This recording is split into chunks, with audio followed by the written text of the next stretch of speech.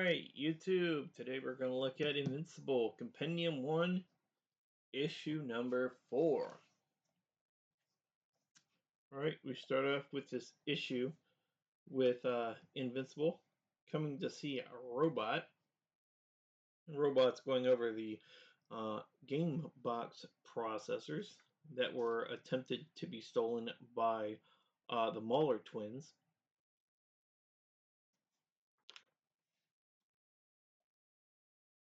And Invincible says he's trying to find Eve. Robot says Eve and Rex are out on a mission right now.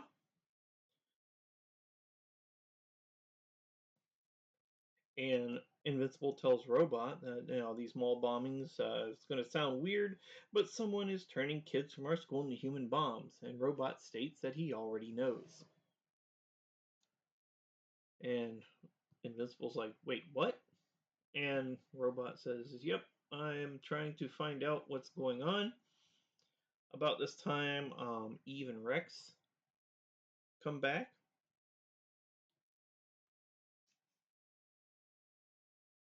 And Invincible tells Eve that he thinks the mall bombings are connected to the missing kids at our school. And Eve says, any idea who's behind it? And the robot says, no, he does not have any idea who's behind it. And Invincible goes home, and his mom is still up. His mom seems to be worried about his dad. Next day at school, Invincible's talking to Eve. And they're talking about the mall bombings, things like that.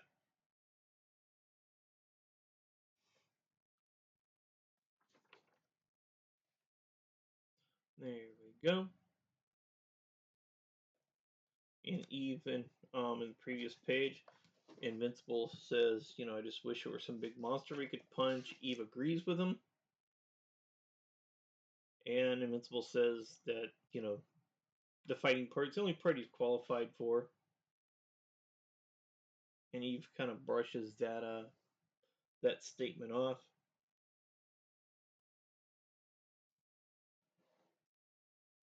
And Invincible's falling asleep in class.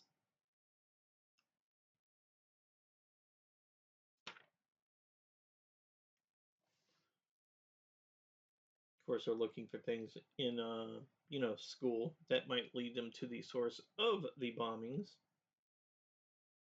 And the teacher's talking about midterms in a couple weeks. And then they're even Invincible are talking amongst themselves, and the teacher goes, excuse me, you two.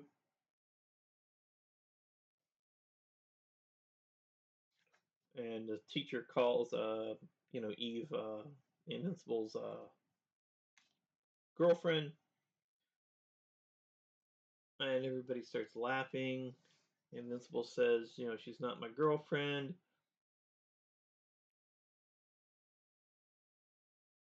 Class ends, and, I guess Invincible calls the teacher a jerk, kind of under his breath, like.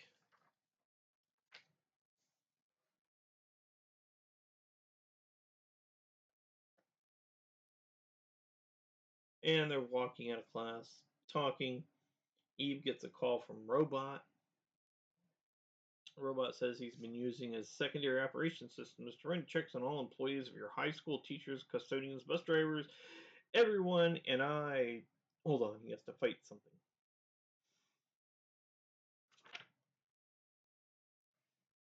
Right? And Robot says, it may have been futile. Thankfully, I was wrong. He says that the physics teacher, David Hiles, is a former weapons engineer from Global Tech, a military-sanctioned research firm. So that gives them a lead to go on.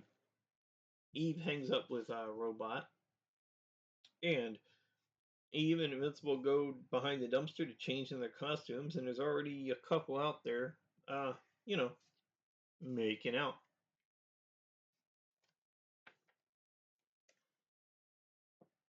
Anyway, they change in their costumes and they fly off. And they go to the teacher's house, and the teacher's like, "Well, I didn't expect to get caught quite this early, and I certainly expected more conventional authorities when the time did come." He says, "Very well, Mark and Samantha." He uses their normal names, not their hero names. Do come inside. And Eve says, "Well, how did you?" And then the teacher's like, "Come on, you're not even wearing a mask, dude. Really?" And the teacher takes him down to the his basement, and he has Derek with a bomb strapped on him.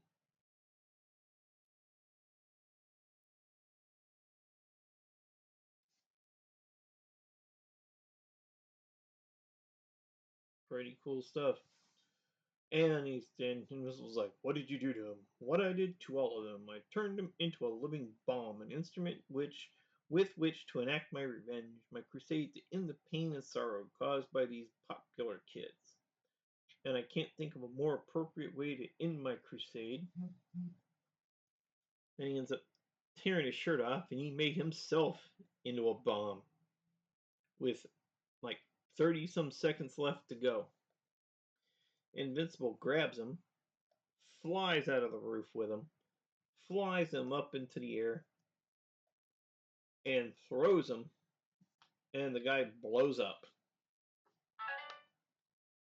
Invincible gets knocked back. They must be at the polar cap or something like that. They got back, and Eve tells him that Robot's coming by to do a sweep of the house to check for anything dangerous. Uh,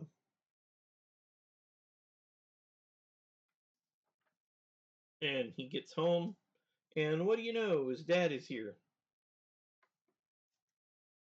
So, Mother's like, "Well, so, anything interesting happened to either of you today?" And Mark, Invincible, says, "I found out one of my teachers was turning my classmates into organic bombs in order to take revenge on kids he felt were like the ones that led his son to commit, bloop. Apparently, he turned himself into a bomb also and tried to kill me and a friend of mine, but I flew him to Antarctica before he blew up so that he wouldn't hurt anyone."